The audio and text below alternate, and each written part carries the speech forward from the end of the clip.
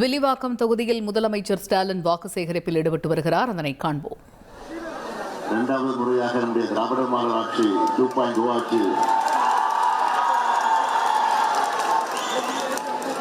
உருவாக போகிறது. அதற்கு நாங்கள் ஆதரவு தர போகிறோம் என்ற உறுதியை தந்திருக்கிறாங்க. அந்த உறுதியை பெற்றுக்கொண்டு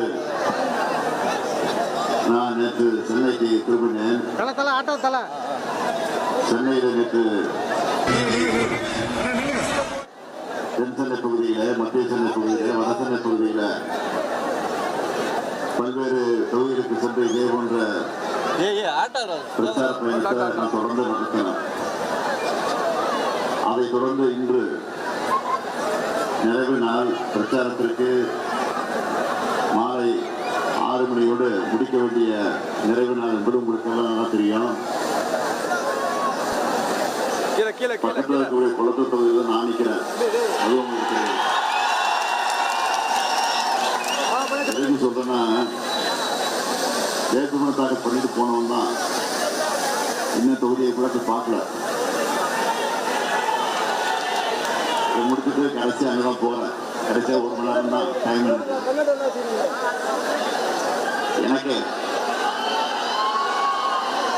எனக்கு என்ன நம்பிக்கைன்னா, ஊரார் பிள்ளைய ஊட்டி வளர்த்தா தான் பிள்ளை தானே வளருன்னு சொல்லுவாங்க. அது மாதிரிதான் அந்த உணவோடு நான் இருக்கிறேன். இருந்தாலும் போயாக வேண்டிய கட்டாயம் இங்கே காத்துட்டு இருக்கிறாங்க. நிறைவான கூட்டம் நடக்குது. அதனால நீண்ட நேரம் இங்கே கேட்கல வாய்ப்பு இல்லைன்னு சொன்னாலும் சுருக்கமா நான் கேட்டுக்கொள்ள வரும்போது, தமிழ்நாட்டில் என்னுடைய தலைமையில ஆட்சிக்கு வந்ததற்கு பிறனால், திராவிட மாடல் ஆட்சி உருவானதற்கு பின்னால் தேர்தல் நேரத்தில் சொன்ன உறுதிமொழிகள் எல்லாம் எப்படி காப்பாற்றப்பட்டிருக்கிறது என்பது உங்களுக்கு எல்லாம் தெரியும். ஏறக்குறைய 90% மேல தேர்தல் உறுதிமொழிகளை நிறைவேற்றி கொண்டிருக்கிறோம். மிச்சம் இருக்கக்கூடிய உறுதிமொழிகள் கூட ஒன்றிய அரசினுடைய தடையால, அவங்களோட இடையூறுனால, அவங்க நிதி தராத காரணத்தினால, அவங்க அதற்கு முறையான அனுமதியை வழங்காத காரணத்தினால, அதனாலதான் அந்த பணிகளும் தலைவருக்கு போயிருக்கு. இருந்தாலும் அதையெல்லாம் மீறி, அதையெல்லாம் கடந்து குறைவு 90% மேல அந்த பணிகள்லாம் நிறைவேற்றிருக்கிறோம். உதாரணத்துக்கு ஒன்னேன்னு சொல்றேன். நாங்க ஆட்சிக்கு வந்தா கலைஞர் பெயரில் உரிமை தொகை மகளிருக்கு வழங்கப்படும் என்று சொன்னோம். அதை கூட ஆட்சிக்கு வந்த உடனே கொஞ்சம் கஷ்டமாக தான் இருந்துச்சு. அந்த திட்டத்தை நிறைவேற்றத்துக்கு உண்மைதான். காரணம் நிதி பற்றாக்குறை, நிதி சுமை. அந்த செயல்களெல்லாம் சமாளித்து 5-6 மாதத்துக்குள்ள அதை சரி செஞ்சு கொரோனா கொடுமையான காலம் வந்துட்டப்போ, நம்ம ஆட்சிக்கு வந்தப்போ, அதனால அதையெல்லாம் சமாளித்து அதுக்கு பிறகு அந்த உரிமை தொகையை வழங்க தொடங்கணும். இங்க இருக்கக்கூடிய தாய்மார்கள் அன்போடு கேட்கிறேன், வழங்கினதுக்கு பிறகு ஒவ்வொரு மாதமும் 15ஆம் தேதி அந்த தொகை வந்து சேருதா இல்லையா சொல்லுங்க. கவின் நல்ல பேர். கவின் என்ன படிக்கிற?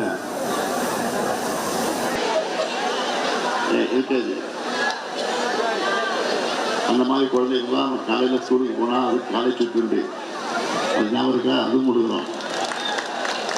இப்படி பல்வேறு திட்டங்களை நிறைவேற்றிக் கொண்டிருக்கக்கூடிய திராவிட முன்னேற்ற கழக ஆட்சிக்கு மீண்டும் தமிழ்நாட்டில் 2வது முறையாக, மொத்தத்தை கணக்கு போட்டால் 7வது முறை இது வரப்போகிறது.